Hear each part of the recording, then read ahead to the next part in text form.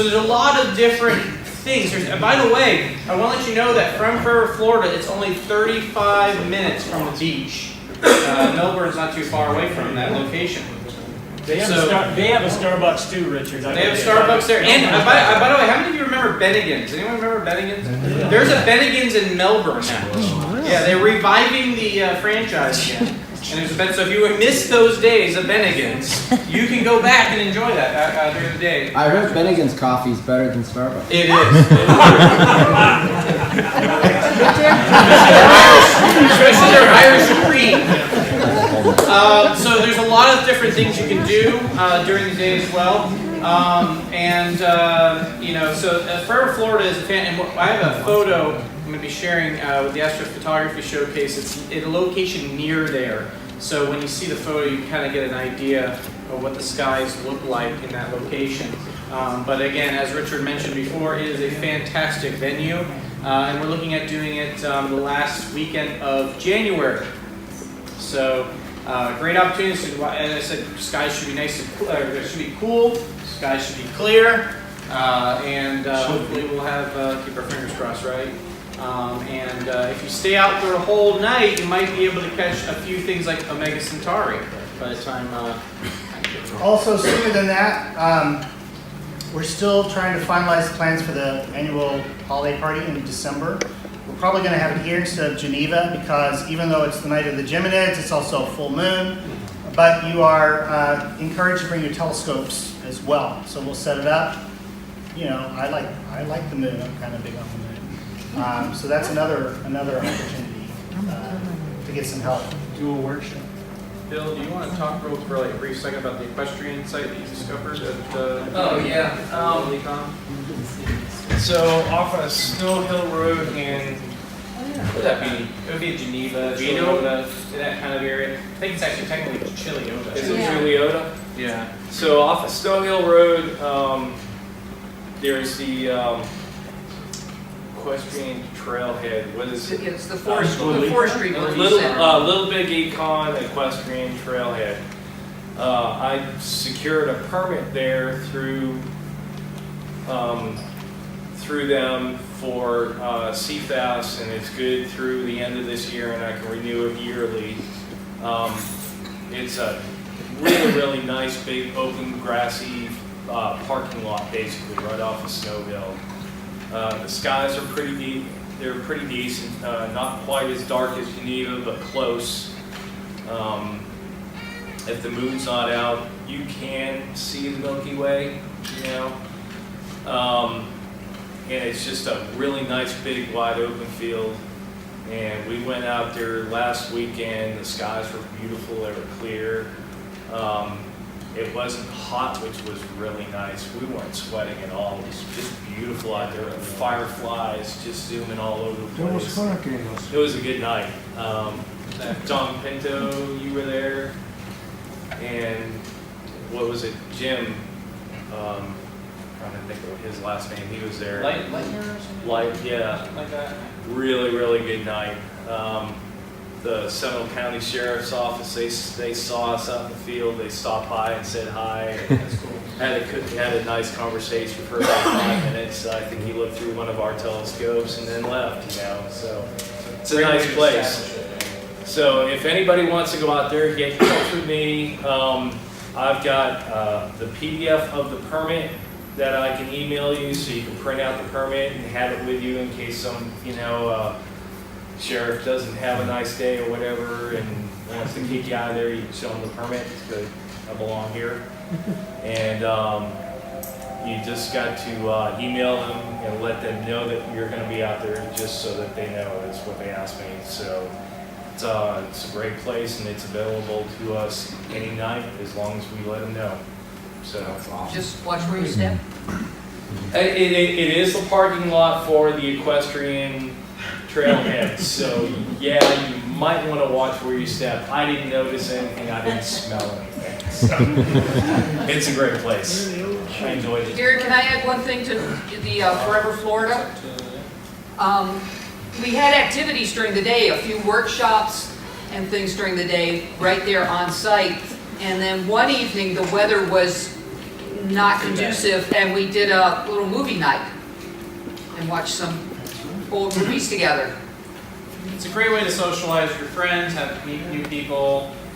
Maybe, you know, you could have a lot worse time. You know, like drink some Bennigan's coffee, right? And I'll bring the Eclipse vodka. Bring movies.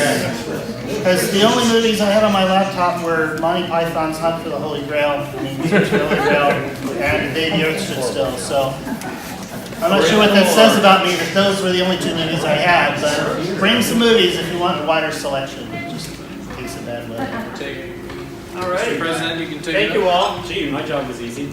Welcome everybody to the September general meeting of Central Florida Astronomical Society. Thanks for coming out. Hope everybody was wound up coming through Hurricane Dorian safe. Any issues with anyone? Need help? No? Everybody is fine? Safe? Too much water. So, glad to hear that. We've got several programs. We have Derek with Invisible Universe. We also have Richard's Star Party Adventures and Constellation of the Month with Bob Vogel. And then we'll get to Astrophotographs. But want to start out with today's date. I want to take a minute to give it the solemnity that it deserves on what happened in our country 18 years ago. So I would like to invoke a moment of silence. All right? I'd like to invoke a moment of silence. So I want to stand up, put your hand on your heart, salute. If you're military, ex-military, we're going to take a minute and just have a moment of silence.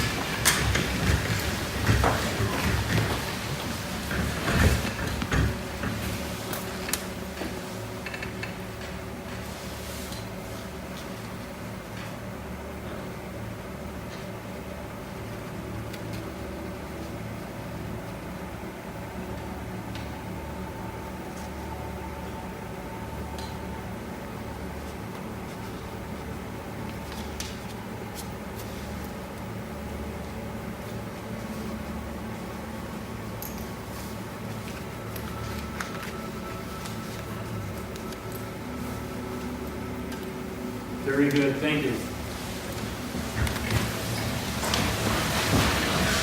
I would be remiss if I didn't say welcome to everyone again. New members, we have new members here tonight. Show of hands. We've had a number of new members join over the last 2 months. Would you mind introducing yourself? Okay. Hi, I'm Katarina. I'm in high school still, but space is really cool and I totally want to work for NASA. There you go.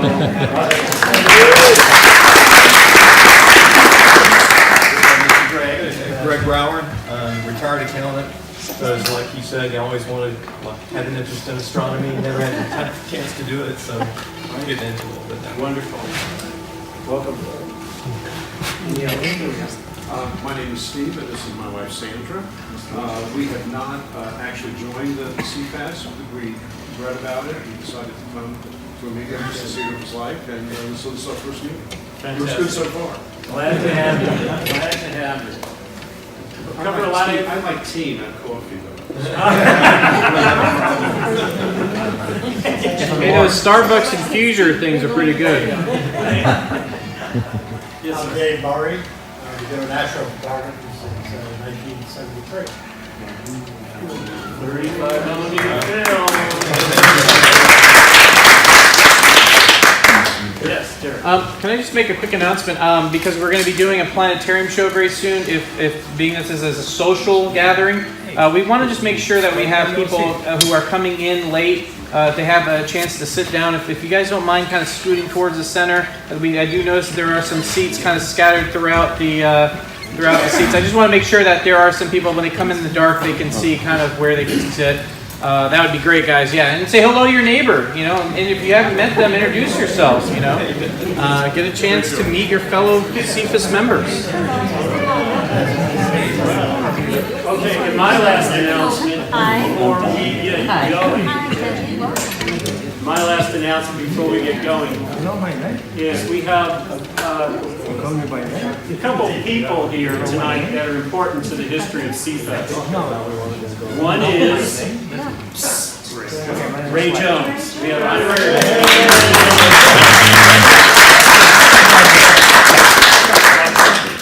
And then, very honorary member, we have the first president of the Central Florida Astronomical Society, who helped form it.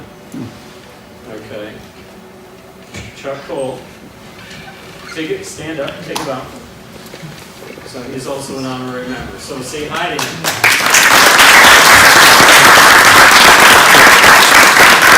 Thank you so much. Right now, let's get going with our presentations. Eric. I just wanted to make one announcement because it might have been mentioned in the pre-show, but we're actually recording tonight. So just wanted to make sure everybody's aware, right? So it'll be on YouTube. Watch your language, that kind of thing. All right. Thank you. All set, Derek? All set. I don't know what we're being attacked by Mothra or something up in the planetarium. It's a wasp. Yeah. Is it a wasp? It's a wasp. Is it really a wasp? Yes, it's really a wasp. It's a mud dauber. A mud dauber? Okay, well that's not good. It's a wasp, right? Yeah. Oh, okay. Yeah, go ahead and do that. Yeah, I was just here to see the show.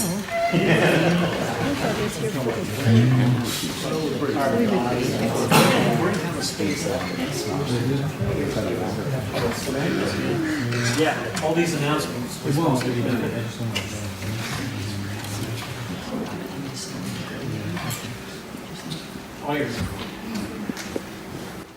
Alrighty, well, let's see, why is this really super loud? That's weird. Okay. Normally isn't that loud. I'm going to drop this down as low as possible. Okay. Alright, can everyone hear me? Yeah. Alright.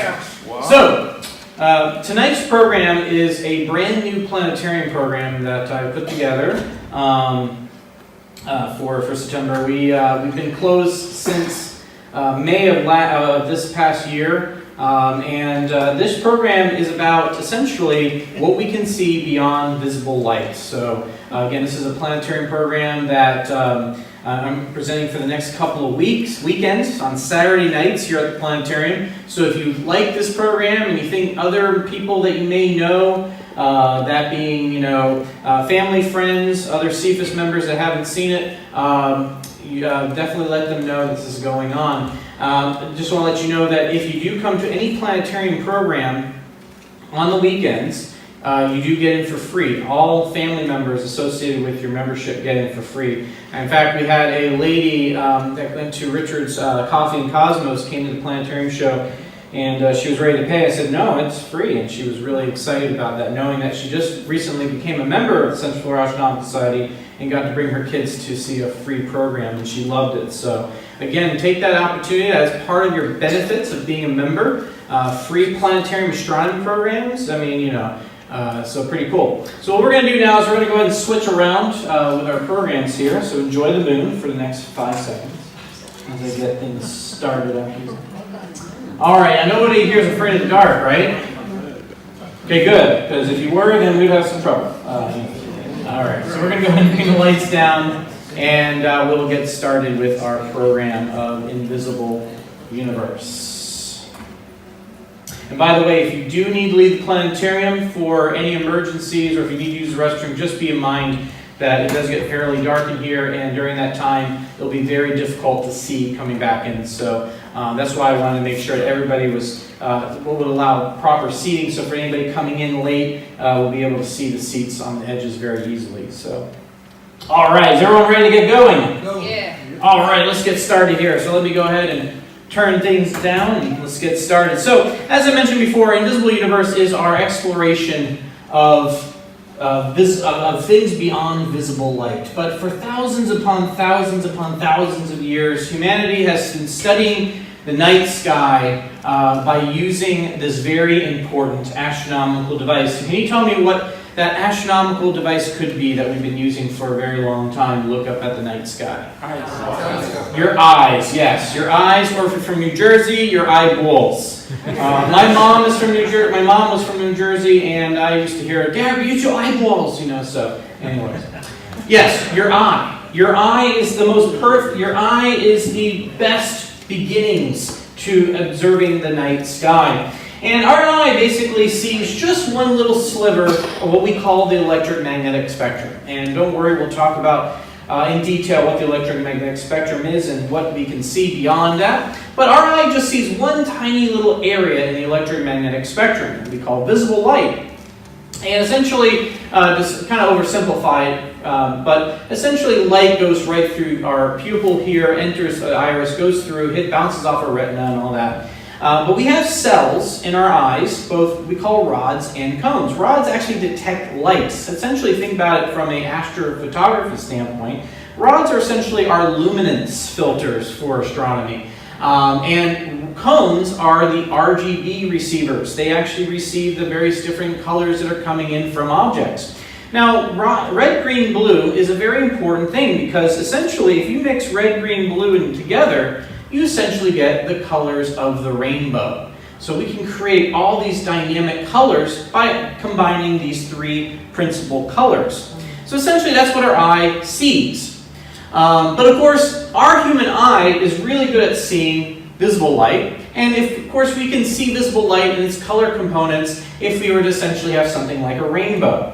And so if the sun is on behind me and that light is scattering off of raindrops in the foreground here, you get the diffraction or the spread of light in the visible spectrum. Here we have this beautiful rainbow that's produced in my backyard here. But again, that's what we see with our eyes. But other life forms here on Earth can actually see light beyond visible light. And one of them is our birds. Birds actually can detect, not all birds, but a lot of birds can detect ultraviolet light. Now, I'm sure all of us have heard of ultraviolet light before because, you know, things like UV radiation hitting your skin, causing skin damage, things like that, sunburns and all that. But birds can actually see in ultraviolet. And here we have a parakeet, here we have essentially invisible light. And if we look at the same bird through UV, we can see that there's a lot more extra color patterns to it. Birds actually need this to differentiate themselves between, say, a predator and maybe a nearby bird that resembles them. The other thing that we discovered is that because birds' eggs are mostly made out of calcite, depending on how impure the eggs are, can actually cause fluorescence on ultraviolet, which can actually be at different color ranges. So believe it or not, birds can actually learn which eggs are theirs versus other birds by simply looking at the color of absorption from ultraviolet light, which is pretty neat. Now, another animal that uses other forms of light to see is this right here. Does anybody know, has anyone ever encountered one of these at Kissimmee Prairie? Yeah, this one was actually taken at Kissimmee Prairie Preserve on one of the trails I was hiking. So this is an eastern diamondback rattlesnake, and a rattlesnake is a form of a pit viper. It's a viper. And vipers and other different types of venomous snakes actually have pits behind their eyes to absorb and to collect infrared light. Now, we actually can detect infrared, not visually, but we can feel infrared, can't we? If we go to our oven and we feel the oven, we feel the infrared light and so on. But we don't actually see it, but snakes can. And so what snakes can do is they can register both visible light and infrared. They can actually look at the heat coming off of animals like, say, mice, which they eat. So again, they overlay that infrared with their visible eyesight and are able to see this. Essentially, this is what Predator sees, right? You've seen Predator, the movie, back in the day, it essentially uses infrared eyesight, if you will. Now, we could spend a whole show talking about different animals and how they see in different wavelengths of light, but these are just some of the examples of how other life forms here on Earth can actually use light to help them. And remember that I mentioned that word, those words, the electromagnetic spectrum. The electromagnetic spectrum is this array of light that ranges from the most energetic things in the universe, gamma rays, to the most least energetic things in the universe we call radio waves. And essentially what we see is we see this area here called the visible spectrum. Now, we can describe light in 3 ways, but there's only 2 that really matter for astronomy. Well, in this case, not necessarily with telescopes. The 2 more important ones is that you can describe light as a form of a particle, or a amount of little bit of energy called a photon. A photon is, we think about astrophotography or light coming through our telescope, we think of particles of photons traveling into our eyes. We can also describe light in the form of a wave. Think of a sound wave or a wave in the ocean. Essentially, the longer the wave, we call this the wavelength, basically the measurement of one either crest, which is the top of the wave, or trough. If we measure the distance between those 2, we get what we call the wavelength. So the distance or the wavelength, if it's longer, we see that it tends to have low energy, which we see in the form of radio, microwave, and infrared. These are low energy forms of light. But of course, infrared has a little bit more energy than radio waves do. And we'll go into more detail of how we can use that and understand that when we look for things in the universe. Again, as I said, visible light is what we see with our eyes. Once we get past visible light, we move into more energetic stuff in the universe. We move into ultraviolet. Again, people are aware of ultraviolet. They hear that. They look at sunglasses that say they're UVB protected and all that stuff. Then eventually we go into even more energetic light, and we call that X-rays. And the reason why we can use X-rays to see our bones is because X-rays have so much energy, they're able to pierce through soft tissues, like our skin, blood vessels, and things like that, but they're absorbed by our bones, which is why we use X-rays to actually see our bone structure and helps us with medical analysis. Gamma rays, though, I'm sorry, but you don't want to be around gamma rays. I know the Hulk could turn into an amazing, powerful monster man, but that wouldn't happen in the real world. You would be cooked to death if you were surrounded by gamma rays. Gamma rays are the most energetic forms of light in the universe. These come from cataclysmic events like smashing of black holes and the swallowing of lots of material from a black hole. Very, very energetic events. And that actually can describe some very interesting things that happen in our universe. So that's kind of a very basic understanding of how the electromagnetic spectrum works and how we look at different things. And as I said earlier, our show today is not to look at visible light. We want to look beyond that, what we consider and what we call the invisible universe to our eyes. But of course, in astronomy, if we want to enhance our eyes, and we want to look into the universe with better ability, with greater light collection, things like that, we need to use what? A telescope, right? A telescope allows us to collect more light and allows us to see things in brighter means, especially far away distant objects that are very faint.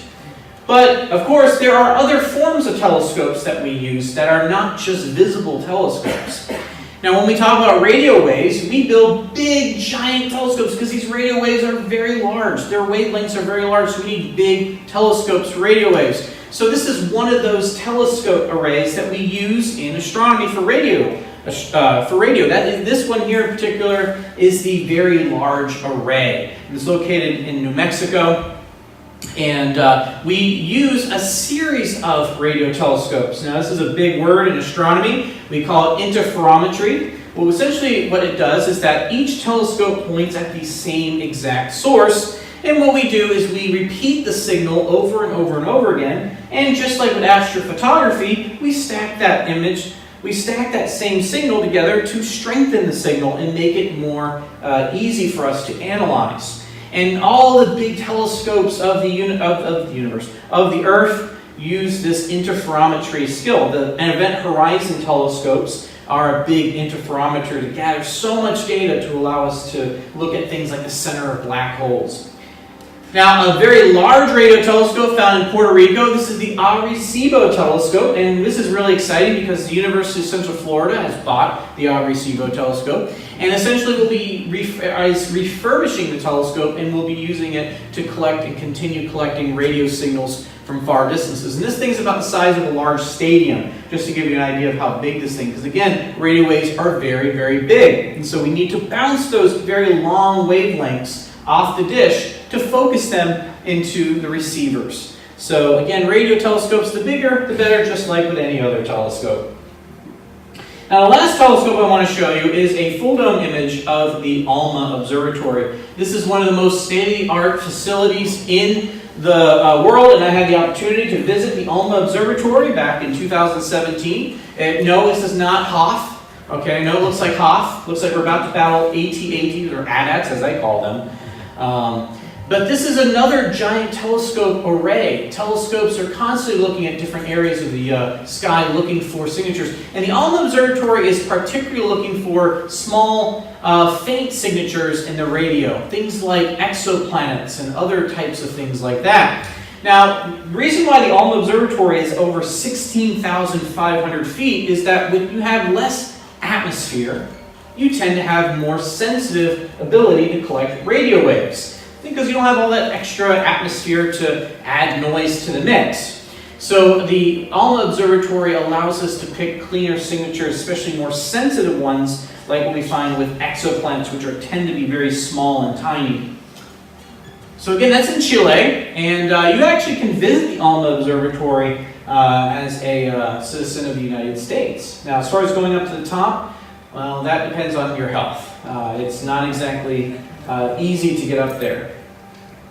Now, some of the other telescopes that we can look at, when we look at infrared, there's lots of different telescopes. The Hubble Space Telescope has near-infrared. The Keck Observatory has near-infrared. But particularly in terms of the Space Telescope, we look at what's called the Spitzer Space Telescope. And the Spitzer Space Telescope is kind of like the Hubble. It looks a lot like the Hubble. And it's a Earth-orbiting telescope that looks at different signatures above the Earth's atmosphere. Being that we're above the Earth's atmosphere, all the infrared radiation is absorbed by the telescope, so it allows us to get a nice, clean image of those infrared signatures. So again, being above the Earth's atmosphere provides us a much cleaner and much easier way to collect stuff from space. So that, of course, explains why we should probably send those things up there. Later on, we're going to be talking about another telescope called the James Webb Telescope. That's actually going to make it even more exciting, looking in the forms of infrared. Another telescope, it's considered one of the great observatories, is the Chandra Telescope. This is another space orbiting telescope. Now, when it comes to very high energetic particles from space, our atmosphere does a great job of absorbing most of it. And also our magnetic field also blocks a lot of these harmful things. So we have to go up into space to look at X-rays. We can't really look at X-rays here on Earth, the surface of the Earth. We have to send space telescopes to see these things. And essentially what it does is the X-rays will hit various different particular types of near cells, and it focuses the light, and it creates a reaction, and then of course you get the image that's converted into something that we can actually see or visualize. So it's a little bit different than a normal telescope, but essentially the principles are very similar in terms of focusing the light and receiving that information.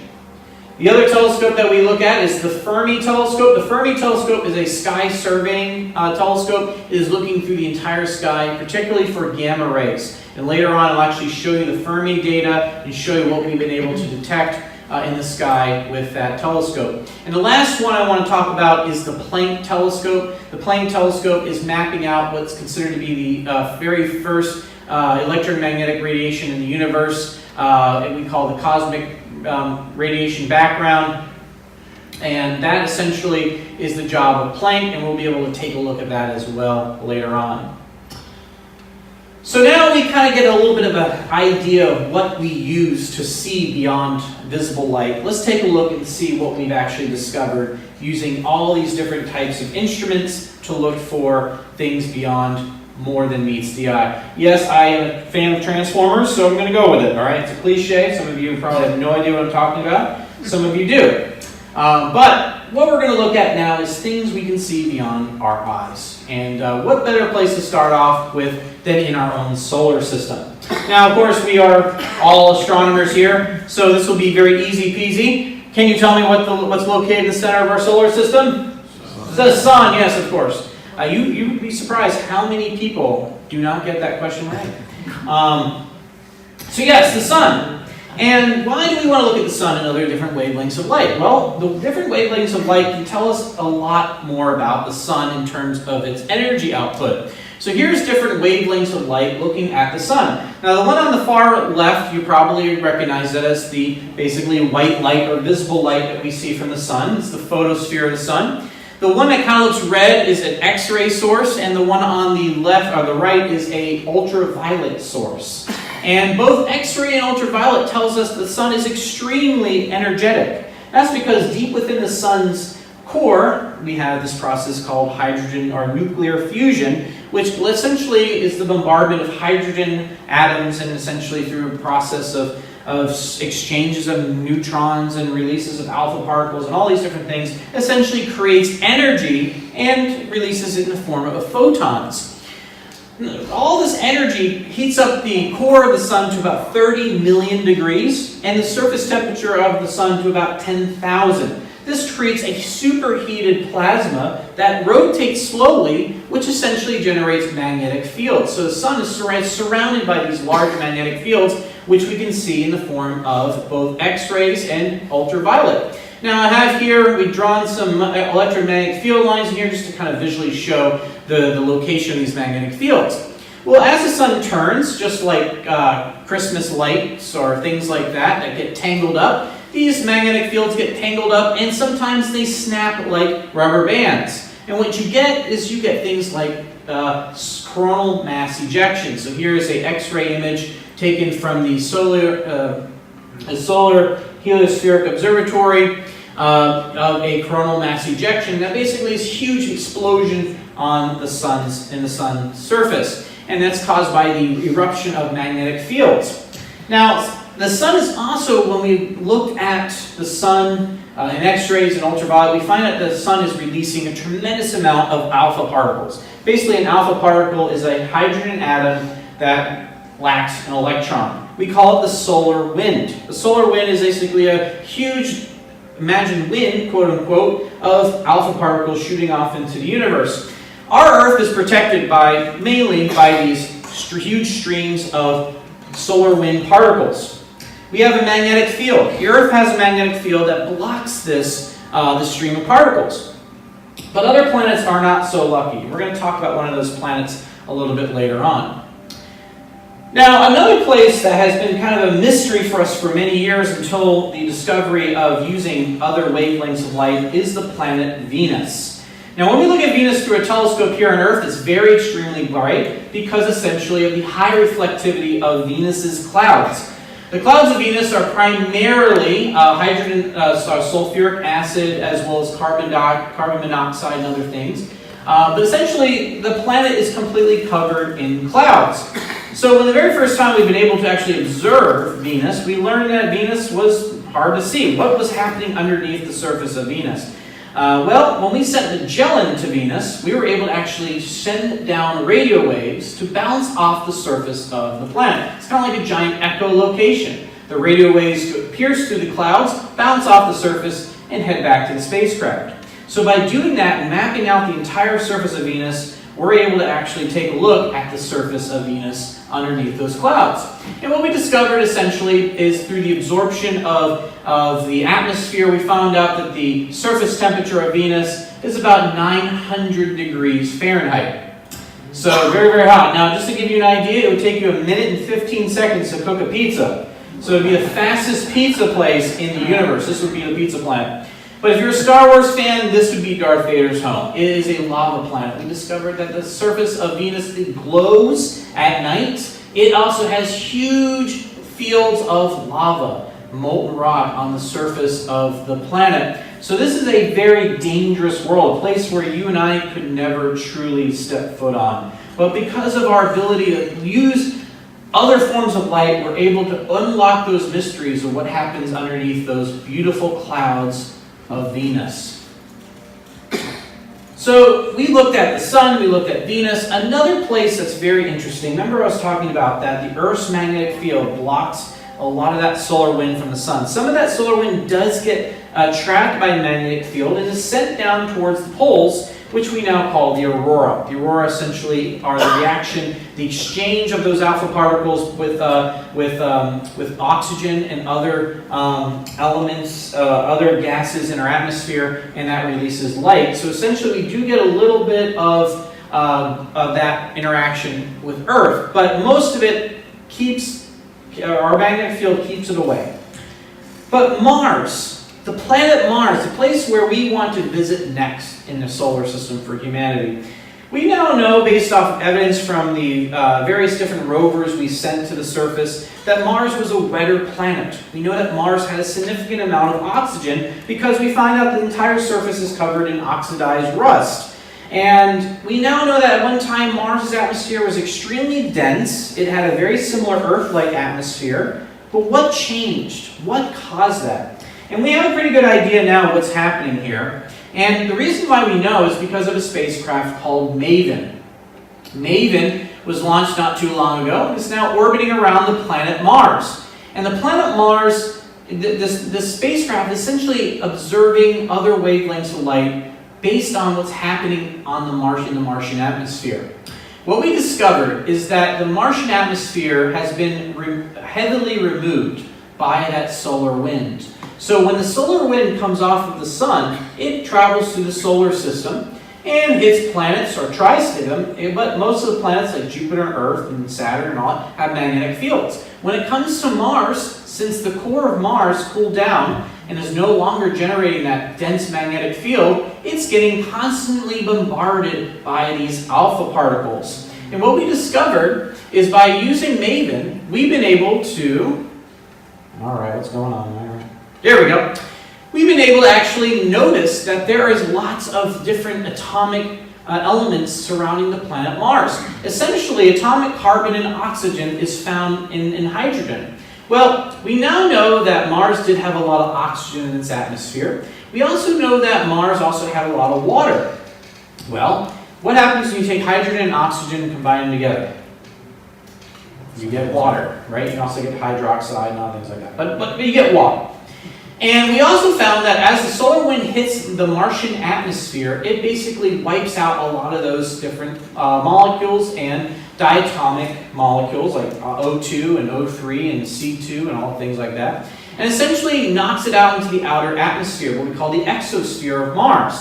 So we find out that the what we consider dense part of Mars is actually dwindling, and the exosphere of Mars is actually increasing. But the exosphere of Mars can be very, very far out. So essentially, there's very little atmosphere to be found on Mars, and all the remnants of a much denser atmosphere are surrounding the planet now. We find out there's a lot of hydrogen that's way beyond the Martian atmosphere that was once more concentrated towards the inner atmosphere. Another source of exploration, how we know this, is through looking at what we call proton auroras. Yeah, see, Mars has auroras all over the planet. You don't need to travel to the poles just to see auroras, or near the poles. But you can't see these auroras. They're in ultraviolet. Yeah, I know, I'm sorry. Unless you're a bird, you can't see it. But with MAVEN, it can. And it detects these very high energetic proton bombardments into the atmosphere. So what happens is the solar wind hits the atmosphere of Mars. Those alpha particles exchange electrons with the various different diatomic molecules found in the atmosphere and basically strip them out. They knock them out. In layman's terms, what I'm basically getting at here is that Mars is getting wind blasted all the time, or sand blasted, but except solar wind blasted. And essentially the atmosphere of Mars keeps getting knocked out. Now if you extrapolate that for millions and millions and millions and maybe even billions of years, the Martian atmosphere is going to wither away. So at one time, Mars had a very thick atmosphere. But through our studies with MAVEN, we have learned that most of the Martian atmosphere has been dissipated, has been removed by this constant bombardment of solar radiation from the sun. Now, let me show you another picture here. Now, this is going to be easy for you all because, but some of you might. But by the way, we had a 7-year-old kid answer this question for me, which was awesome in the show last Saturday. Can you tell me what these are here? No, they're not UFOs. What do you think those are? Something progressing. Something progressing, yes. Well, these are asteroids. This is an asteroid seen in infrared. Yeah, this is the movement of a near-Earth asteroid over the course of several days, seen in infrared. See, in visible light, a lot of asteroids are rocky, so they have a very low what we call albedo. Albedo is the amount of light that is reflected off of the object. A lot of asteroids are basically rocky, so they don't reflect a lot of light, so they're pretty dark. If you're talking about something that's only about maybe a couple hundred feet or less, it's going to be almost nearly impossible to see it. But you know what happens? Like rocks here on Earth, it absorbs the light from the sun, so it gets heated up. So when you look at it in infrared, it glows really bright. So this actually helps astronomers look for near-Earth asteroids. Most near-Earth asteroids today are discovered through infrared, not through visible. So if you want to get into looking for asteroids, maybe consider looking for a way to look at infrared or near-infrared, because it'll be much easier to observe asteroids that are very small. So this is one of the ways that we have looked at. And one of the most interesting things why I put this in here for the public is because if you listen to the news recently, most of the general public is mostly concerned with asteroid impacts. So it's very important that we have science like this to help prove that there are lots of asteroids out there that could be life-threatening, and we are constantly monitoring them, and we need technologies like this to actually find them. Now, the next thing I want to talk about is a moon of Saturn, also the location of Thanos, not really, but it's Titan. Titan is a moon of Saturn, a very interesting moon, one of the only moons in our solar system that have a substantial atmosphere. We've also looked at rocks here on Earth and other things like stromatolites. We find out that the atmosphere of Earth in early parts of Earth's history are very similar to the atmosphere found on Titan.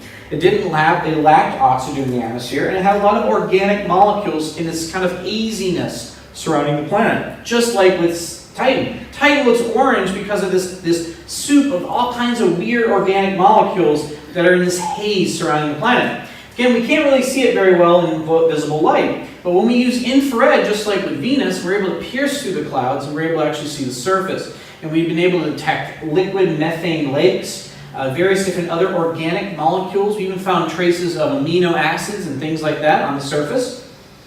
And within the next few years, we're going to be sending a spacecraft called Dragonfly.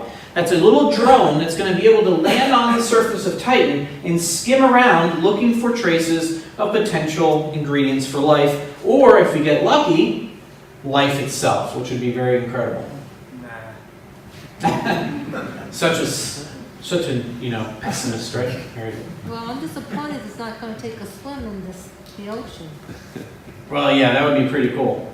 Maybe one day. Now, the next place we're going to visit in the solar system, and actually our last destination, is probably the most mispronounced place in the universe. Uranus, yes. And of course, it's not Uranus. It's Uranus. And actually, if you want to be extremely pretentious, you want to say Uranus. But who wants to say that? That just sounds really ridiculous. But when we look at Uranus in visible light, Uranus looks like basically a kind of a light bluish ball. Not really exciting. But when we look at Uranus in infrared or near infrared, we discovered that it has a very extensive methane atmosphere. We've also discovered that it actually rains diamonds on Uranus.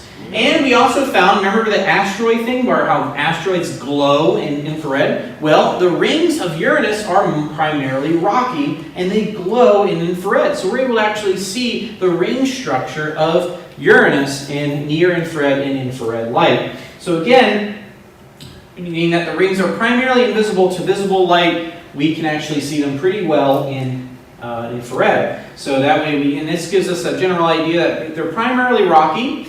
A couple of things might have happened. It could have been during the initial part of the solar system that Uranus was actually interacted with another large planetary body that was more rocky, and this caused a kind of a collision effect. that caused the rapid movement of Uranus and flipped it on its side. And the dense rock material probably got ejected and eventually fell back into the planet as it was cooling down, or things like that. There's various different hypotheses on how Uranus got flipped on its side, but we do know that the rings are primarily rocky, unlike the rings of Saturn, which are primarily icy, which is why we can see Saturn's rings so well.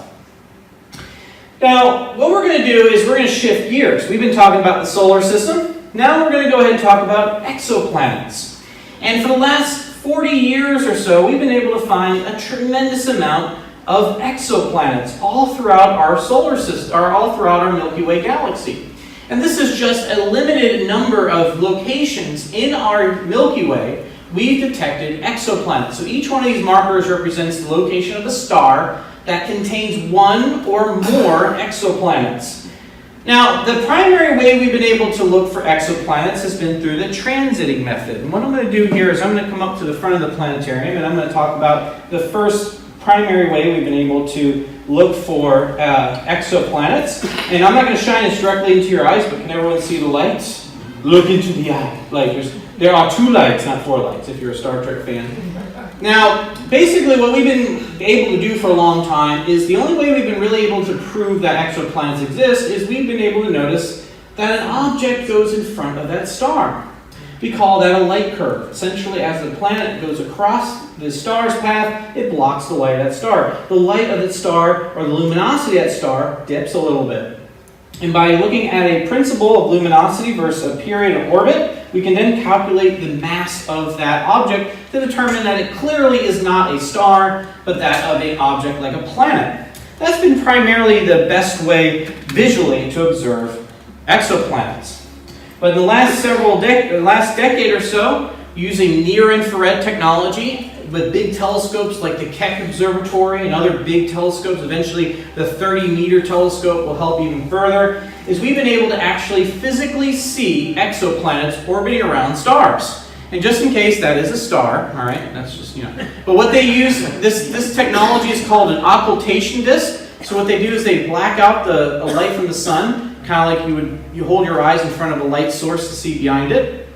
And since these Jupiter-sized planets absorb a lot of infrared, we can see them pretty well in near-infrared radiation. And so if we were to observe this location for a very long time, as you can see here, years of time, you can see the slow movement of these planets in real time, therefore proving that exoplanets exist. And we found many different planets that way. But what we hope to achieve in the future is to use an even larger telescope to look for evidence of exoplanets that are the size of Earth. Yes. So Earth-like planets. James Webb Telescope, this massive space telescope that's eventually going to be launched at some point, is going to be looking for Earth-sized planets visually. We're going to be able to actually look at the different absorptions of light in different forms. We're going to be able to look at different spectra of infrared to figure out, okay, well, could there be water there? Could there be oxygen there? Could there be carbon dioxide? And the whole plan is that when we look at planetary objects that are Earth size, which we can only detect now through transiting methods and things like that, we can't actually physically see the atmospheres of these objects. So by using big telescopes like James Webb and looking at infrared light, we can actually see the composition of these atmospheres on Earth-like worlds that may help us better understand, well, is this a planet that could potentially have life, or is this a planet that maybe in the future we may actually go visit? Now, the ALMA Observatory has been able to actually allow us to see a baby solar system. You guys want to see a baby solar system? Let's look at the baby solar system. Aww, isn't it cute? Yeah. Look at that little baby solar system. Look at the little baby star. That baby star is just getting enough energy to get enough mass, so eventually it'll form a big enough star to allow for all this gas and dust. We call it an accretion disk to swirl around it. And that gas and dust will eventually cool down and collect through the gravitational attraction and forms planets. So we've been able to actually look at radio sources from objects far away of actual protoplanetary disks of little baby stars. This one in particular is the HL Tauri system in the universe. So this is data that we've been able to actually pull in the planetarium program of this actual little baby solar system. Isn't it cute? Yeah. For those that are watching right now, isn't it cute? It's so Put a comment on there saying it's cute. All right. Oops, no, that's not where we want to go. We don't want to go there. Okay. Okay, now, we look up in the night sky right now. You all know what this is, right? That's the Milky Way band. That's the densest part of our Milky Way that we see in our night sky. And there are places we can go. We go to KPP, we go to Chiefland, we go to places around where you can see, Forever Florida, where you can see the Milky Way like this. But when we look at the Milky Way, we notice that there's all this dark stuff that surrounds the dense clouds of stars. Well, that's dark, that's material, gas and dust that obscures the light from behind it. Think about like a giant cloud that blocks the light of the sun. It's just like that. Well, remember as I was talking to you about the clouds of Venus and Titan, how we can use different wavelengths of light to see beyond it? Well, when we use infrared, this area, which is normally dark, will eventually become extremely bright. So when we look at infrared, the Milky Way lights up like a cloud, lights up like nothing. And what we see here is we see a huge city of very bright, hot, dense stars. We discovered that there's a lot of star formation happening near the core of our Milky Way galaxy from the destruction of older stars in the galaxy.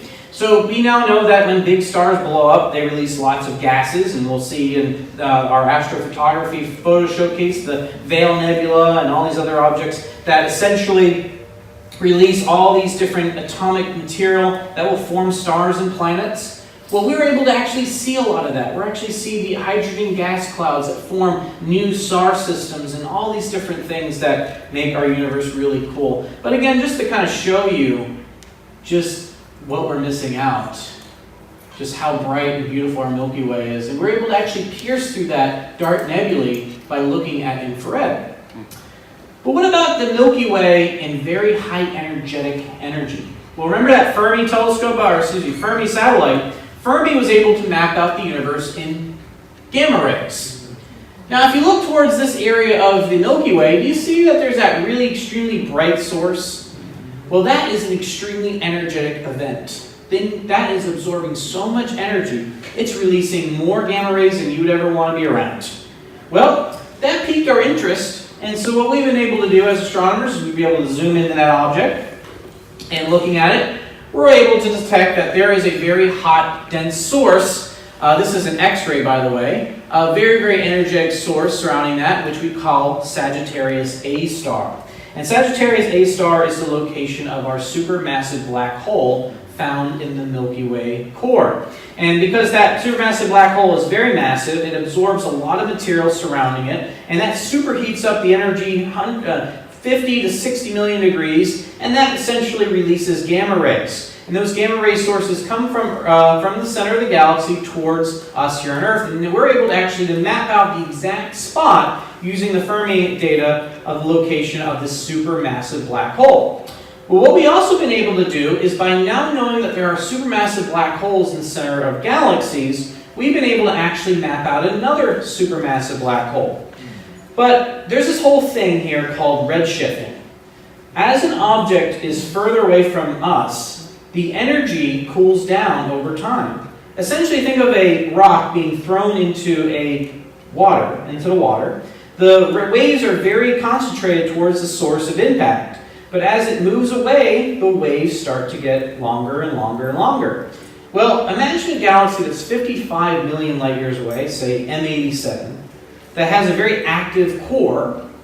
And that energy, which was once gamma rays, are finally seen in the radio spectrum because those waves of light have cooled down over those 55 million light years. Well, we can then look at that in radio sources and we can find the location of a very, very massive cataclysmic event, which we now know as a supermassive black hole, the source of that galaxy. But when we look at that in more detail, we're able to see a Krispy Kreme donut, or a donut from Starbucks, you know, or Dunkin' Donuts. I know we have some Dunkin' Donut coffee drinkers in here. But this is actually the center of that supermassive black hole, and this energy would have been equivalent to 40 million degrees of energy producing gamma rays. But again, because of its fast distance, that energy is now seen in the form of radio waves. So again, just to kind of give you an idea how it works, as an object travels further away, the light dilutes, the wavelength of light starts to increase. We call that a redshift. As an object moves closer to us, its wavelength increases, and therefore blue shifts. And to give you another example of this is think about the Doppler effect. Imagine a siren traveling closer to you. Its sound waves are closer together, so the pitch increases. As the ambulance travels away, the time it takes for the sound to travel to you increases, so essentially the pitch goes down. So when we look at things beyond our Milky Way galaxy, we have to spend a lot of time in the radio waves, because that allows us to look for events that happened for billions upon billions of years ago. And one of the things that we've been able to do beyond visible light is we've been able to discover what we call quasars.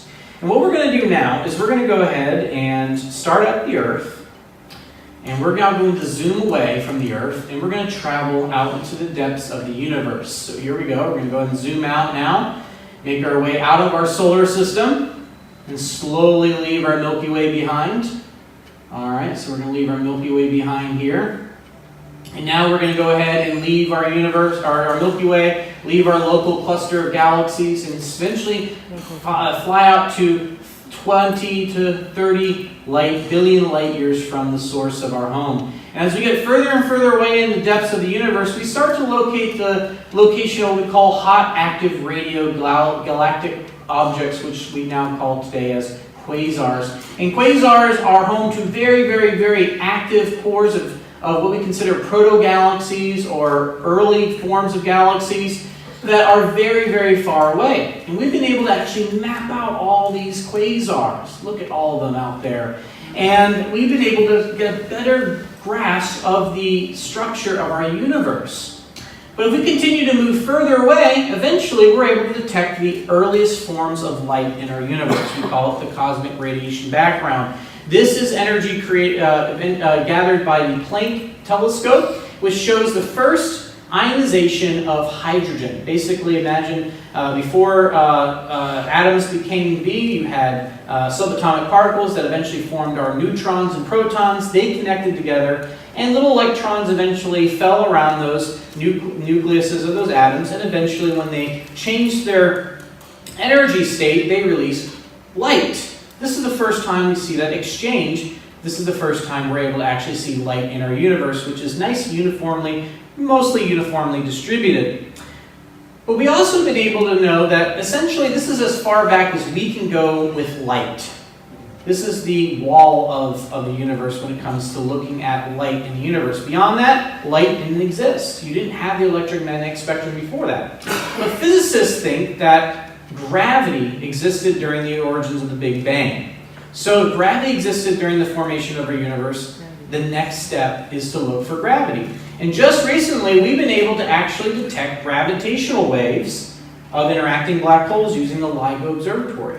But in order to see very far distant gravitational waves, we gotta get more sensitive equipment, which means we gotta build more sensitive gravitational observatories. And things like LISA is hopefully going to establish that, a very, very, very highly sensitive gravitational observatory that will allow us to actually detect gravity waves and maybe get a better idea of what happens beyond that.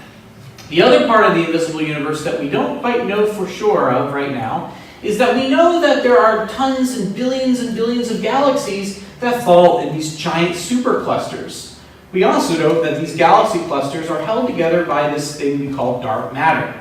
Dark matter is truly invisible. Nobody knows what it is, really, and nobody knows what it looks like. And that's where the next generation, we have a high school student here tonight, and I was a high school student, by the way, when I started here at CFAS, so keep going, keep doing what you do, and you may become the person who discovers the true characteristics of dark matter. We have generally kind of a vague idea, but there's nothing empirical yet that really proves what dark matter is. The other thing we don't know is we don't know what's in between the Milky Way. The Milky Way, even though it's we can see in infrared and gamma, that Milky Way still exists. We don't know what galaxies lie behind the Milky Way, and that's why it looks dark. So maybe with other tools, we can better map out the rest of our universe. And so what we're going to do now is we're going to go ahead and fly back to our home. And as we fly back home, we have learned a lot about our universe through the different techniques of light. And there's still tons more that we need to discover. So we still need armadas of new scientists and engineers to keep building new technologies to better allow us to explore the wonders of the universe. And so we hope that this program has inspired you to go out there to learn more about the wonders of our universe, and maybe inspire some of you to maybe continue a career in astronomy that may unlock more worlds and more views of the invisible universe. And so with that, I want to thank you all for the show, and thank you very much, everybody.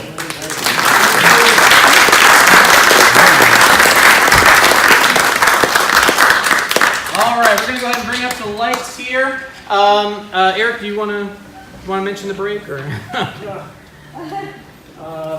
Derek needs to change over on the equipment here, so 10 minutes, take a 10 minutes break. are good, yeah. And Give you a chance to use the bathroom. When we come back, we've and got all a that couple stuff. of announcements to make, and then we'll continue on with Constellation of the morning.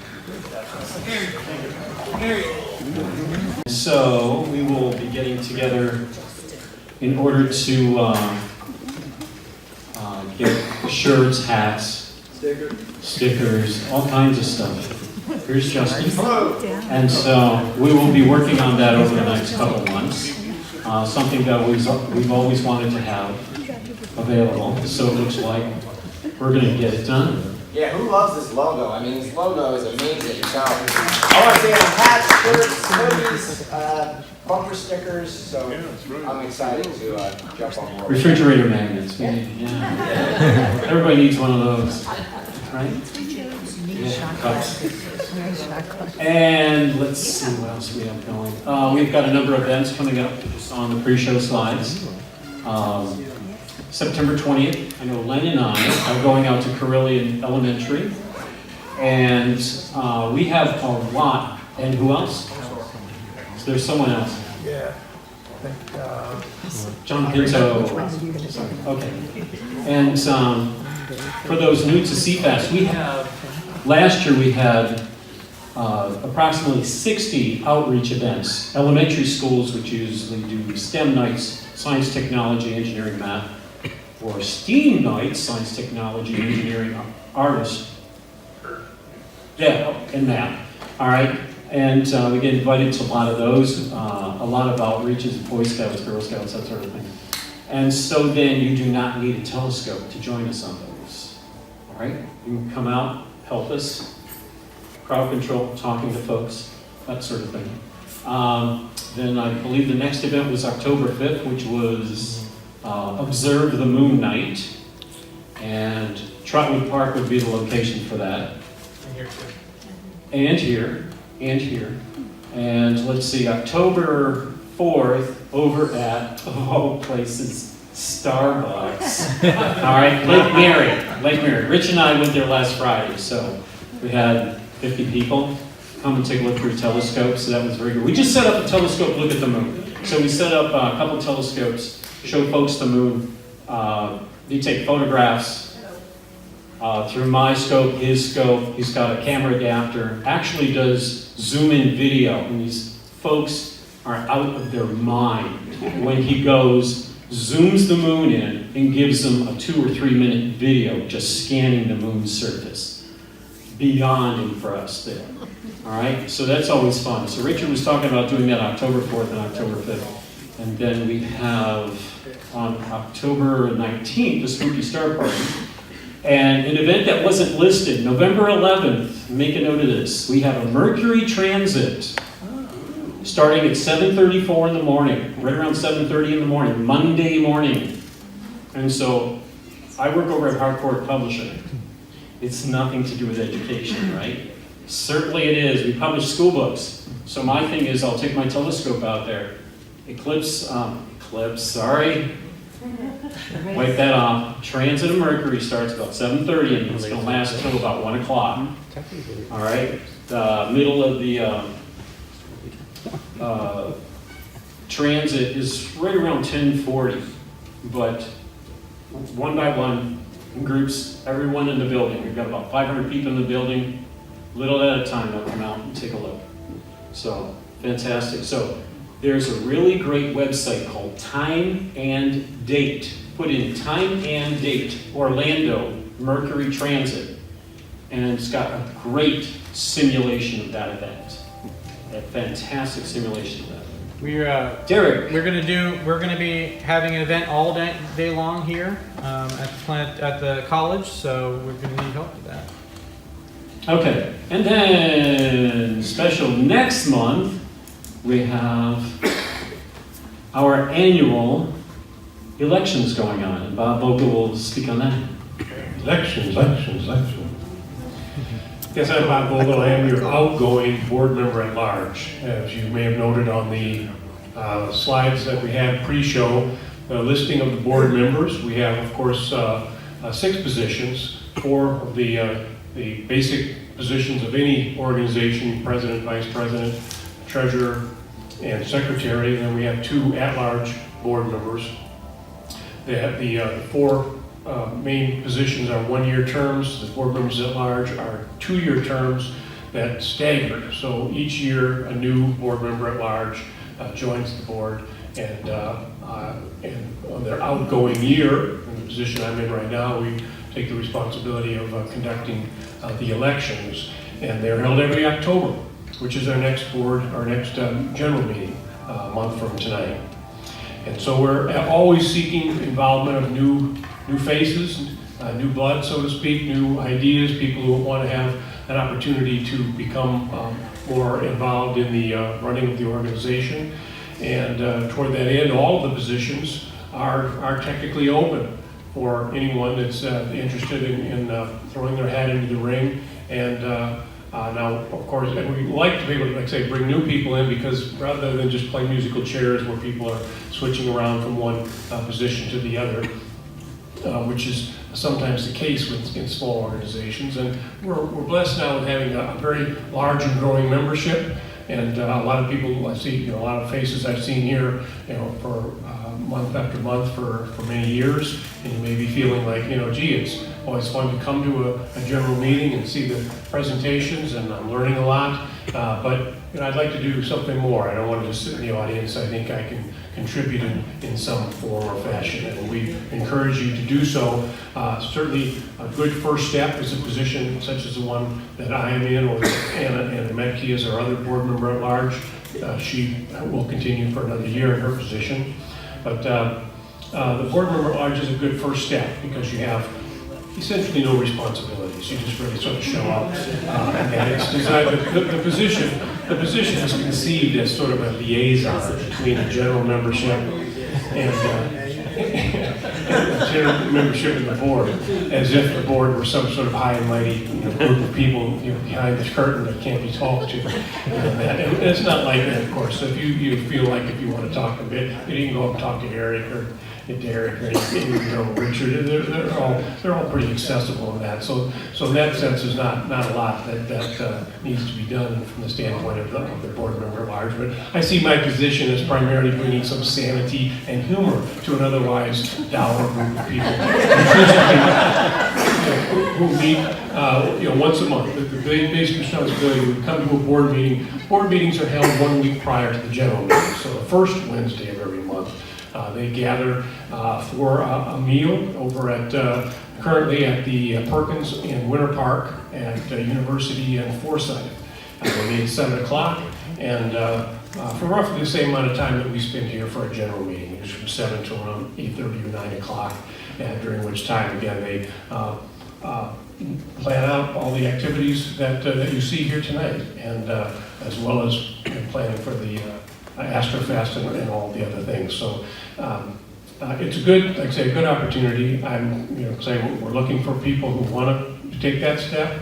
And so if you would like to contact me, you can, again, through my, directly through, you'll see my contact information from the board there, or if you want to just come up and ask me, what you need to do if you're interested in any of those positions. Certainly let us know. We'll put the slate together, and then next month we'll all get to vote. And if we have a real contended election between people who are fighting for these positions,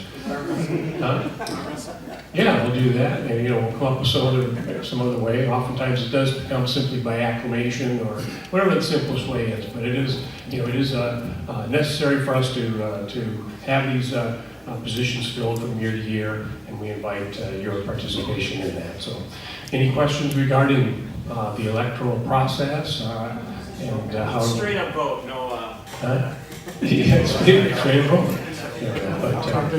But if you want, if you have any other questions about specific positions, certainly feel free to ask whatever the board members at large, and we'll take it to the board. And so, okay. Very good. Thank you. And now to carry on our program, would you like the microphone, Richard? I would. Okay, I know everyone's tired of looking at the Grand Canyon slide, so let's move right along. Thank you. Yeah. Our Vice President, Richard Wright.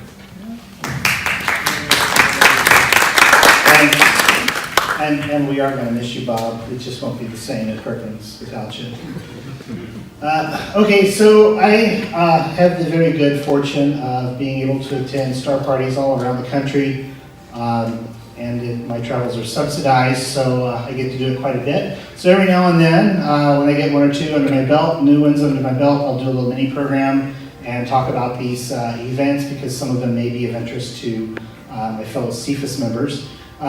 This year I went to the Grand Canyon Star Party. It was my second time there. Last year I went to the South Rim event. This year I expanded my horizons a bit. There's actually an event on the North Rim as well as the South Rim, and I found out late there's actually 2 events on the North Rim, and so I hit all of them on a kind of a world tour. To give you some idea of how to plan if you want to go out there, if you're not flying, I put up the Google Maps, 1 day and 9 hours. It is a little bit of a drive, and if you're driving with family members that can't sit in the seat for too long, it's going to break up into a few days. So make sure you bring whatever medicinal supplements you need so that you don't kill each other, which almost happened on the way back, I would say. I actually did a really long trip. I went up to Kentucky to visit family, and I did a talk in Lexington for a friend of mine up there. So it was a 2-week total odyssey for me, traveling all around. The North Rim, this is a photo of the North Rim. The North Rim looks quite a bit different than the South Rim. It's a lot greener. A lot of people look at the North Rim and go, wow, this is so much better than the South Rim. A lot of people are exactly the opposite. My wife did not like it because it was too green. Take that for what it's worth. But the North Rim is much smaller. It is a much smaller venue. And a lot of people prefer the North Rim because it is not 500 billion people crammed into a very little tiny space. They have a very nice lodge there. Here's a photo of some big bay windows. And I did not have to wait for the crowd to disperse. This was just, in the middle of the day, take a picture in the lodge out there. They have these nice little cabins. Kind of a little motel thing, so there's rooms where you can stay. It's fairly comfortable. The altitude is rather high. It's at 9,000 feet, and if you look at me, you know I'm in pretty good shape and all, but I was a little out of breath up at 9,000 feet trying to haul equipment around. It's a great place to go and just take pictures and take in the scene. The star party on the North Rim is exceptionally small. I would say this is about the size of some of our outreach events. They they set the telescopes on the patio of the North Lodge. This is just about the extent of it. There's some scopes behind me in this photograph here, and you can see off to the left quite a spectacular view of the canyon, and there's some nice chairs there where you can sit. During the day there's some solar stuff, and here it is. It's not quite dark yet, but people are starting to uncover their scopes and sort of get ready. And it's a nice crowd, but they don't have room for very many telescopes. So don't plan on bringing your telescope there and setting it up for the star party unless you make a reservation well in advance. Supposedly, the slots fill up in January. This is in late June, by the way, early July when this occurred this year. And in addition to applying early, apparently you got to be nicey with the guy that runs it. So not real great. When I inquired, there was some confusion, and the guy said, "Well, yeah, I thought I could set up a telescope, and I couldn't." I'm like, "Well, that's okay. I'll just set it up somewhere else." And they were like, "Well, we don't really let you do that on the North Rim," which I found to be kind of surprising. On the South Rim, you can pretty much do whatever you want. The North Rim is a little bit more remote, even though this looks very nice. It's a very nice little island in the middle of an extremely remote area. It is, of course, fantastic views. I really enjoyed the 2 days that I spent up there. For astrophotography or any type of photography, I took this great picture because a lot of people, they're very laser happy. I usually don't mind lasers. I'm not that uptight about it. But these people were crazy about the lasers. So just so you know, it's a public event, lots of public up there, probably a few hundred people on the North Rim, and it's all visual, and it's pretty good time. Of course, you're very high, the air is very thin. Just another random shot I took up through the trees. The trees are from the parking lot, so the skies are very dark, but there's just a little bit of light in the parking lot, and with my exposure, the trees were of course very bright. Here's a composite I'm working on. It's not finished yet, so it's not up to Derek Demeter standards quite yet, but it's a short exposure on the lodge and a longer exposure showing the Milky Way behind it, and it is quite stunning and beautiful there on the North Rim. There's another group that meets there, though, that if you want to go to the North Rim, it's called the North Rim Rejects. They even have a t-shirt, and this is the overflow people, and they meet at the Kayabob National Park right outside the Grand Canyon on the North Rim side. And they set up telescopes as well. And it's more of a traditional star party. There's campers there, of course, who come by, but it's more just a group of amateur astronomers getting together and doing stuff together. And I spent one of the nights talking and visiting with them while I was up there. Now, on the other side of the canyon, only a mile away, is the South Rim Visitor Center. Even though it's only a mile away from the North Rim, it's about a 3 or 4 hour drive. Because there are no bridges across the Grand Canyon, and you have to drive up the road just a little bit to get around the Grand Canyon. You don't actually get around completely. I knew there was going to be a bridge with the Colorado River, and sure enough there was. And so there's kind of a little baby Grand Canyon way up the road where you cross. The South Rim is a much different character. It's actually about 1,000 feet lower elevation, but it's a lot less green, more brown. Of course, big, giant, spacious area. When you go to the Grand Canyon South Rim Star Party, you are actually a volunteer ranger for the week. You get workman's comp and everything. But they swear you in, and one of your responsibilities is to prevent people from interacting with wildlife, which I thought, well, that's no big deal. Who's going to be dumb enough to interact with wildlife? Well, it happens a lot. They even had these big signs up, stay away from the squirrels. And there's this family playing with the squirrel, and the mom's like, go ahead, pet it, honey. And I'm like, oh gosh. And they told me to mind my own business when I tried to tell them that it was a good idea. And so I took a picture, and now there they are in infamy, in my own special way. This is a really major event for the Grand Canyon. They have about 80,000 visitors for the week. We counted 2,000 visitors, roughly 2,000 visitors per night to the parking lots where we were set up. They have not, the night sky is it's really cool to go somewhere where astronomy is like part of the fabric of the whole thing. Everywhere, there was all kinds of merchandising, all kinds of books, the night sky, postcards about the Milky Way. They did just this year get certified as an international dark sky site, which was kind of a big deal for them. So they are really serious about astronomy, and it's a really cool place to go visit. Some pictures of where we set up. They take 2 of the bus parking lots and partition it for the astronomers or the so-called volunteer rangers. Here's one of the parking lots. I know you're supposed to turn your phone sideways, but what can I say? I'm a noob. So here's a quick view of all the telescopes on in the main parking lot. I was set up with some friends of mine over in the overflow parking lot, which is right there. And then we did here, and here I am. Here's my spot in the overflow parking lot with some big dobs around. And part of our job is, of course, we have to count visitors. That's how the Park Service gets funding for this. And like I said, it was 18,000. About 2,000. It was just shy of 2,000 visitors a night is what it worked out to. That's a lot of people. All right, at 50 people at Starbucks. Can you imagine 2,000 people, coming to look at your telescope? We're talking about this is really an outreach event. We were talking about this a little bit in our pre-show meeting about the importance of outreach. This is a scientific activity in a sense. This is about scientific literacy. And we have people from all over the world who've never seen the night sky before. They have no idea what light pollution is robbing them of. They've never seen a galaxy through a telescope before.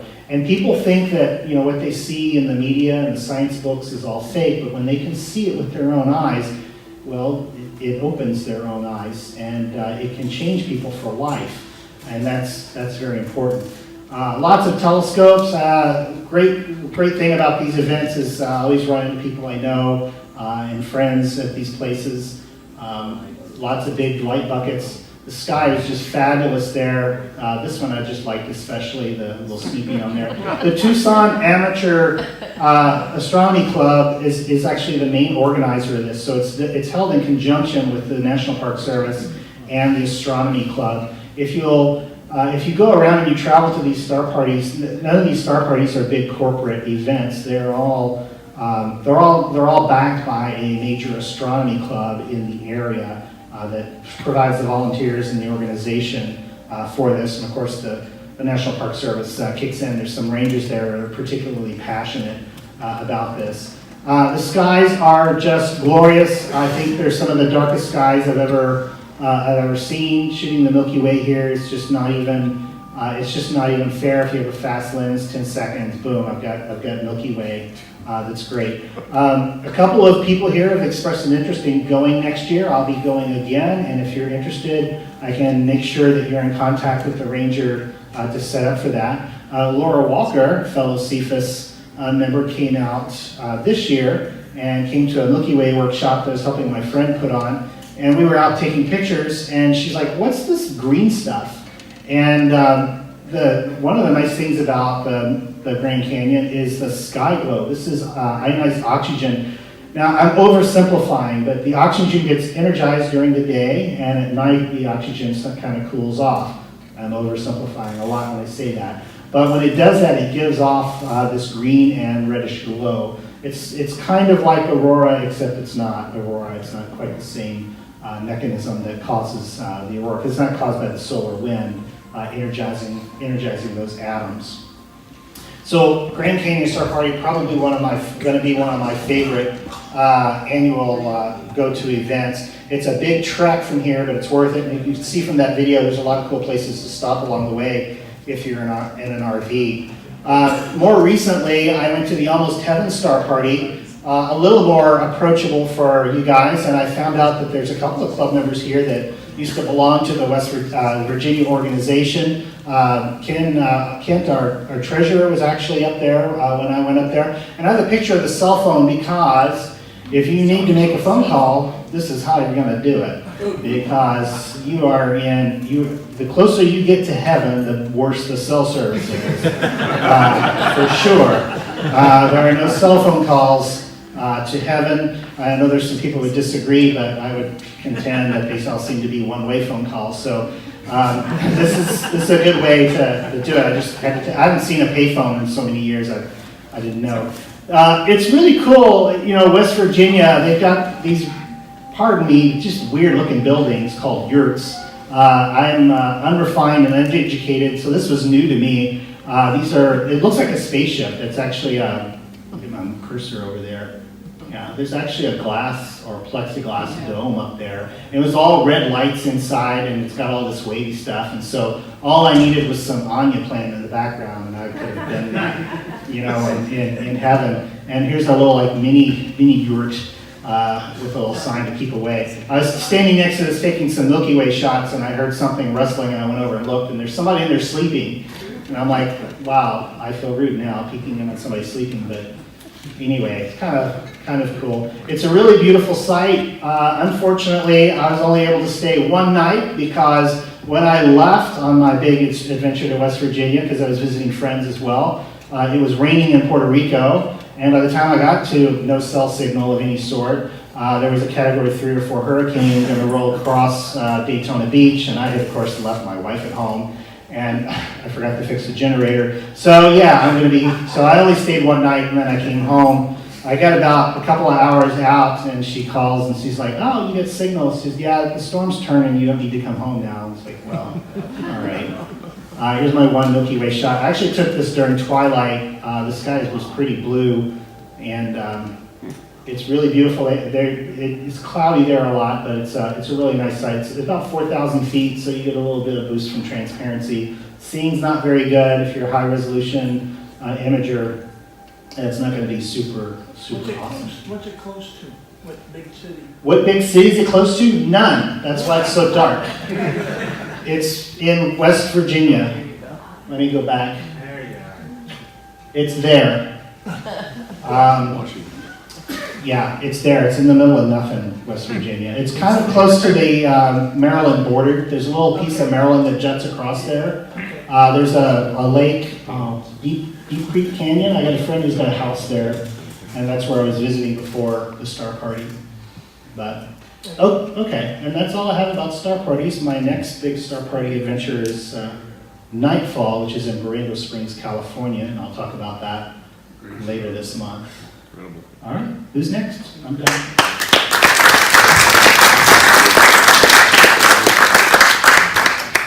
And next, we should have Bob Vogel with Constellation of the Month.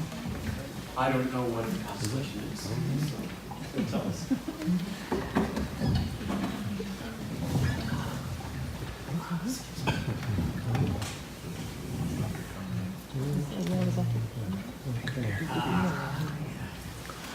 Yes, I'm back, and we're going to do a tiny little constellation that we can find up in the night sky about this time of year called Sagitta, which is the arrow. So we're going to talk about me and my arrow. Oops, afraid did I?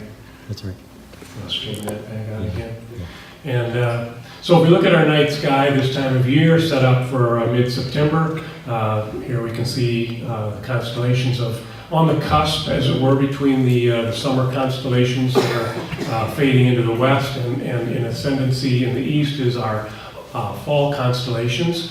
And let's see, if we hunt around, yeah, here we go. Here's Sagitta, sitting right here in kind of the middle of this sky at this time of the year at these latitudes.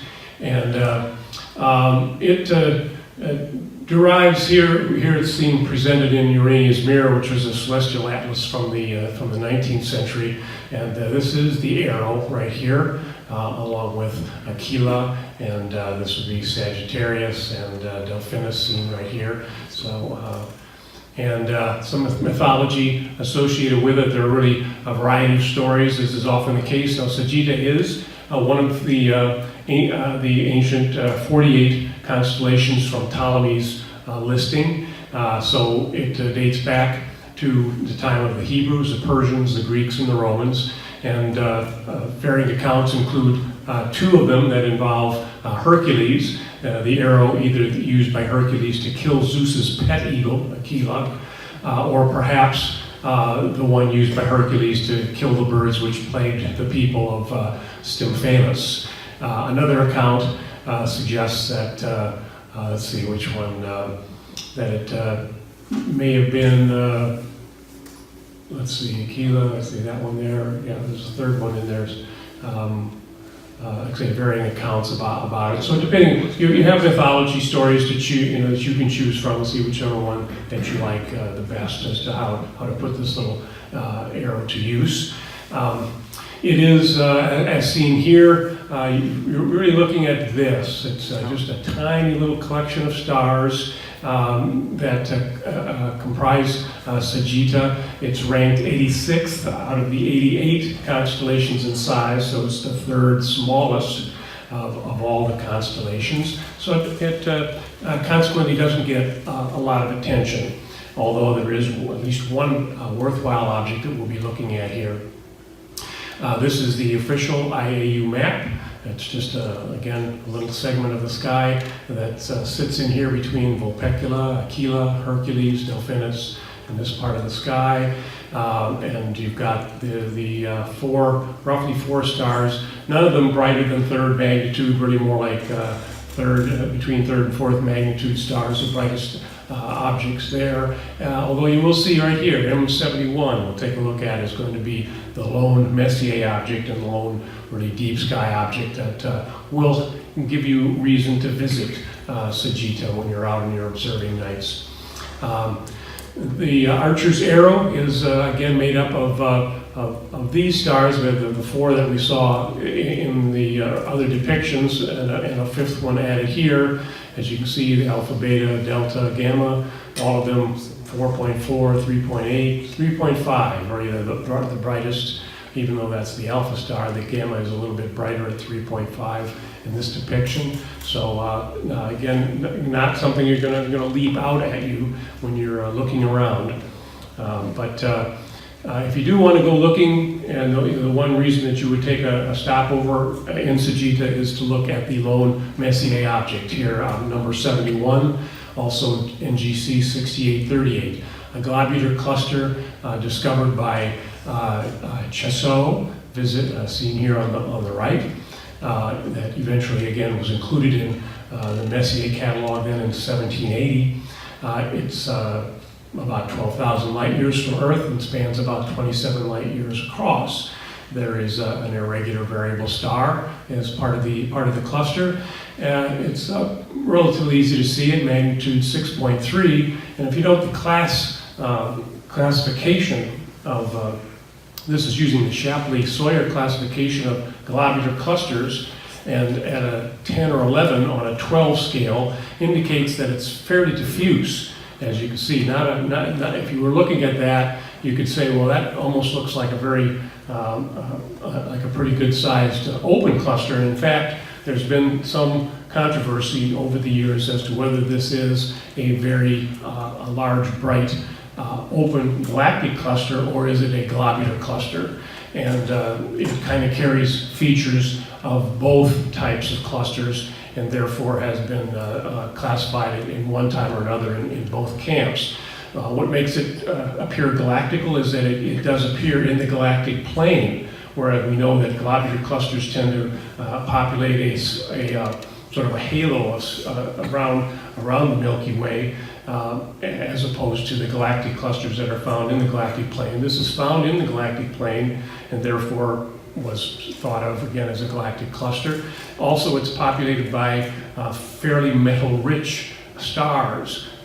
Most globulars are more metal poor in their because of their age, their ancient age. So while it has elements to it that would lend it to be either a very large and bright open cluster, it's really, I guess, ultimately the number of stars in it that would push it into the category of a globular cluster. But it kind of goes to show that these classification systems are not always so easily cut and dried. And of course, we know that from the story of Pluto these days, where classification systems can come and go and be modified over time.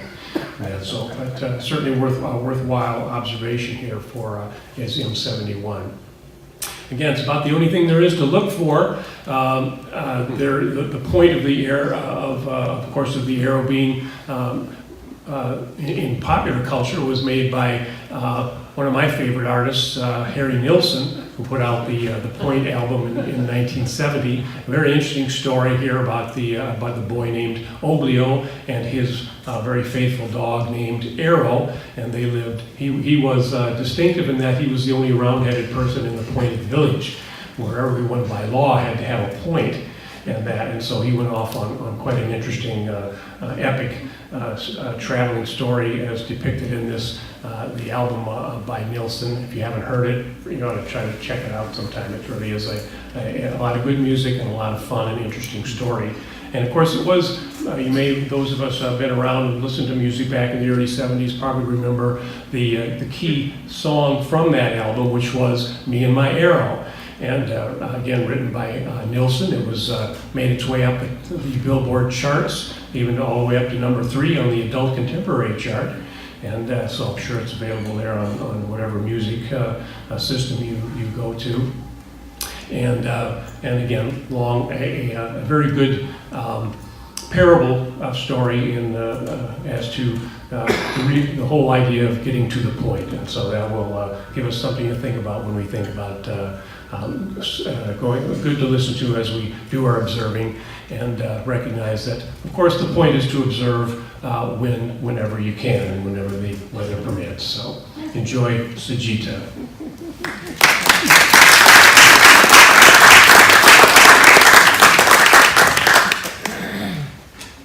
All right, so I'm going to finish up the mini programs.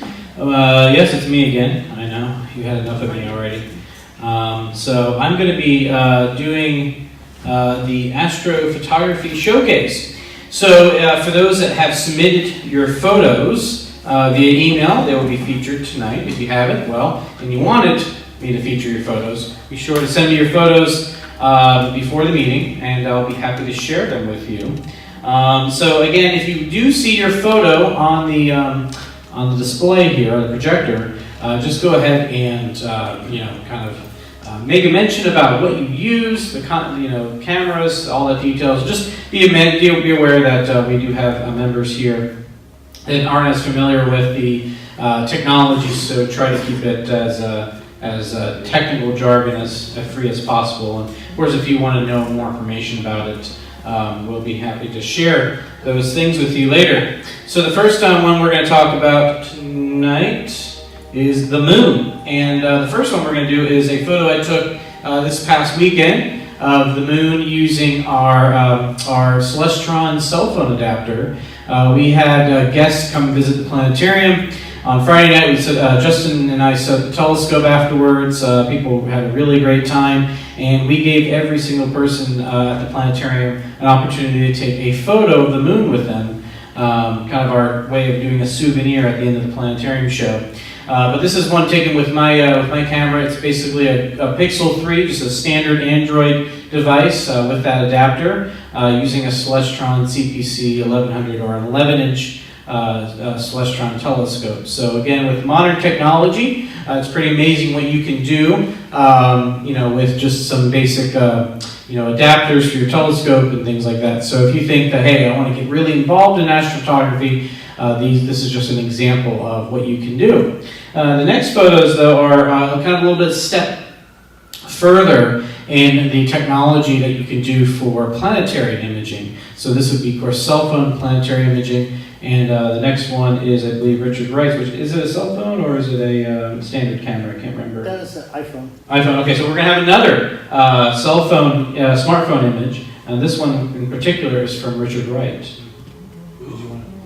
Same thing. I have the same camera adapter Derek does. It was actually the same night. So he had a planetarium show, and we were doing our Coffee and Cosmos event. So it's just it's a Max Katoff Cassegrain telescope with a 24 millimeter Takahashi eyepiece and just an iPhone 8 with that little adapter. The little adapter is really nice because it holds it still and it's very adjustable. I think it was $50. I bought it for myself last Christmas, and I've gotten $500 or $5,000 worth of fun out of it. So it's pretty cheapest astrophotography gear that I own, for sure. All right, and next is from our planetary imaging master, Bill Kostrom, and he If you've been noticing recently, because of our nice clear skies, there have been some really fantastic views of the planets Jupiter and Saturn.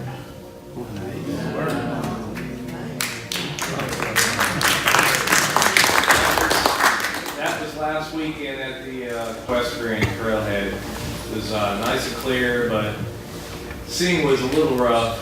I had to take some long videos of this and use very few numbers of frames to be able to pull something salvageable out of it. But Saturn came out real nice.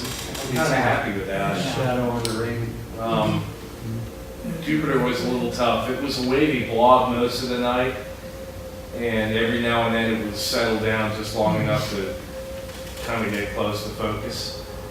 But I was using a 9-inch Smith Cassegrain with an ASI 224 camera, which is basically a webcam-based camera. And you take long videos and you stack individual frames of that. All right, these are pretty stellar, if you say. All right, we're going to jump back to Richard Wright. I think he mentioned a little bit of this at the pre-meeting on using narrowband filters. So, yeah, I'll use this time. Yeah, during our pre-meeting Q&A, we talked about some science activities for members, and then we just had kind of an open Q&A, which we always do. If you didn't know, you could actually come at 6:30 instead of 7 and participate in that kind of open forum. And somebody asked about Optilong's new L-Enhance filter for astrophotography. And what this filter is, it's a filter for color cameras, and it passes narrowband wavelengths from emission targets. So it's really good for objects, emission nebula that are glowing in hydrogen or oxygen and some other wavelengths. This filter passes hydrogen alpha, which is red. It also passes hydrogen beta, which is blue. O3, which is cyan, so it's a bit kind of a mix between green and blue. Also sulfur and nitrogen, which are also red. So you get sort of a pseudo-true color image. The wavelengths are mapped to their right color, and the color sensor responds to it. So in one shot, or one exposure, you get all the wavelengths that can come through this narrowband filter. The reason you would filter these particular wavelengths is most light pollution does not emit these wavelengths, so you can shoot this from your backyard in Lake Mary next to the middle school with all the lights glaring, or even with the moon out, and get a fairly decent image. This is pretty close to a true color. This is IC 1396, home of the Elephant Trunk Nebula there in the middle. The little thing sticking up is the elephant trunk. And if you're very imaginative, you can see the head of the elephant on the right-hand side, kind of facing the trunk. The star colors with this particular filter don't come out quite true. It's a lot of work to kind of manage the color. It really wanted to be overly red, and so you had to kind of tone that down a little bit.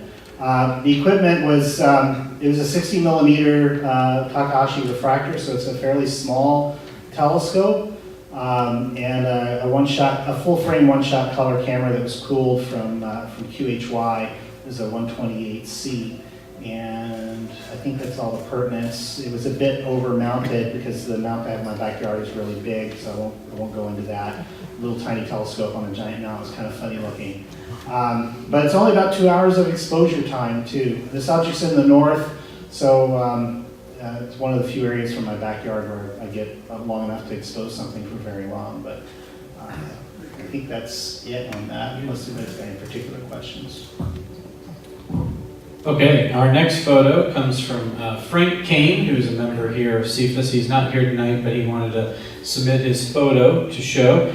He's also using narrowband, I think very similar setup that Richard was using with this image here. Same filter. Same filter. And he took the Western Vale right here. And that was taken in his front yard in Tuscaloosa, I believe, in Winter Springs. So again, a good example that you don't have to be in darkest of dark skies to perform and to create some really cool images. While they're not truly true color, if you will.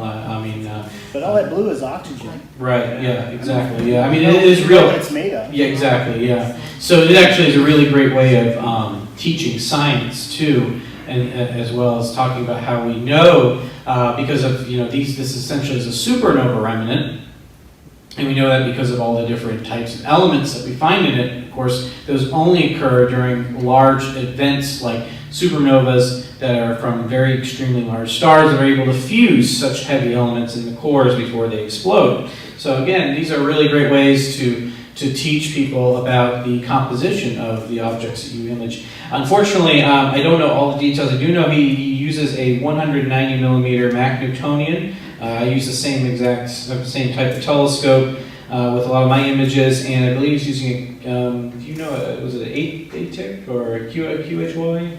I don't know the camera. Okay, yeah, it's definitely it's a color one-shot, or not one-shot color, mono CCD camera. I'm not sure the brand. This is one-shot color. One-shot color. Okay, so this is a one-shot color camera, but I'm again not unfortunately sure. But you can, if you ever see Frank Kane, you can also ask him for more details. The next image, I only had, so for this past summer, I toured around the entire state of Florida giving library programs. And one of the nice things about doing that was I was out in some pretty remote places. And one of the areas I did a library program was actually in Chiefland. The Chiefland library, which only had about 5 people show up. But these 5 people, this is the first time they've ever been able to learn about the wonders of the night sky. So I actually camped out in the extreme heat of Chiefland, but I got a chance to do a little bit of imaging. So I took an image of the Lagoon Nebula. Lagoon Nebula is a huge, giant molecular cloud. What's really interesting, though, is there's also this area called the Hourglass Nebula. And remember I was showing you the image of the H.L. Torrey in the planetarium show, that baby solar system? The first ever true images of that planetary disk were actually found in the Lagoon Nebula. It's kind of a fun story here. But this was taken with my Canon 6D cooled camera. Basically what it is that it's a standard DSLR where the chip has been removed and put into a cooling box that cools the temperature down enough to where you actually can reduce the noise and allow to receive a little bit more of a signal. But this was about 30 times 5, so 300 minutes, so what is that, a couple hours? It's too late, I'm not going to do math anymore. But a long time, a couple hours worth of data, so pretty happy with that. And that's located in the constellation Sagittarius. This was also taken with a 100 millimeter Mac Newtonian. The next image, I believe, comes from a gentleman. He's a high school student that I unfortunately cannot remember his name right now. I should have put the notes on there, so I do apologize for this. But he is a high school student that submitted his photo. I thought it's really cool. It's just a standard nightscape photograph of the night sky of one of the observatories he visited. Pretty cool image. He took this with a Nikon camera, just on a standard tripod. The lens he was using, I believe, was a 24 millimeter lens. There he is, Anabi, there we go, yes, Anabi. I think, thank goodness he put his signature on there. So there you go, I was saved with that. So yeah, Anabi, really cool. Wanted to showcase, again, you don't need to have super fancy equipment, you can do some really cool things. And you can see this really cool LX200 telescope here on the observatory. The last image is my most recent nightscape image. This was taken at Bull Creek, which is not too far from Florida. So this is the sky you'll pretty much see towards the south at Florida. Really super dark. This right here is the edge of Hurricane Dorian as it was heading towards the east coast. So this is actually the hurricane right here. I call it the calming before the storm because at the time we were thinking it was actually going to head closer inland, but kind of scooted off with us. Well, we can see here there's Jupiter, there's Saturn, and these are fireflies. So they were photobombing the picture there. But this is the kind of landscape you would also get at Florida as well. You have basically these pine upland forests with prairie, scrub prairie, So beautiful place, nice and quiet. A lot of mosquitoes, lots of mosquitoes. But you know, what I'm gonna let you know right now, what I wear when I do these photographs, people ask me what do I do. I wear neoprene wading boots with waders, with a bug suit over it, bug shirt underneath that, gloves, and a mosquito net mask. I am having a shower underneath. You know, it is very uncomfortable, but I can tell you now, I've never bitten a bit once. So that is very important. Okay. So if you see me out there, I look really crazy, but at least I'm not having. At least I don't have West Nile or something like that, malaria or something like that. All right. So, with that being said, that's pretty much all the photos we have tonight. So again, for those that are interested, please submit your photos. We love to see your work and what we're doing in CFAS. And yeah, that's it.